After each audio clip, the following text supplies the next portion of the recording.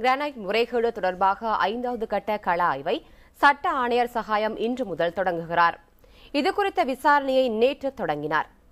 இது தொடர்பாக வேளாண்மைத்துறை அதிகாரிகளோடு சகாயம் நேற்று ஆலோசனை நடத்தினார். நீர்நிலைகள் மற்றும் தொல்லியல் பொருட்கள் அளிக்கப்பட்டது தொடர்பாக பொதுமக்கள் இன்றும் நேரில் வந்து புகார் அளிக்கலாம் என்று தெரிவிக்கப்பட்டுள்ளது. மேலும் இன்று முதல் சகாயம் மீண்டும் கள ஆய்வை மேற்கொள்ள இருக்கிறார். கடந்த முறை போலவே ஆளில்லா விமானத்தை பயன்படுத்தி ஆய்வு நடைபெறும் என எதிர்பார்க்கப்படுகிறது. 4ஆம் கட்ட விசாரணையின் போது கல்வெட்டுகள், நீர்நிலைகள் சிதைக்கப்பட்டது தெரியவந்தது. இது தொடர்பாக கனிம வளத்துறை, பொதுப்பணித்துறை, வேளாண்மைத்துறை அதிகாரிகளிடம் விசாரணை நடத்தப்பட்டது.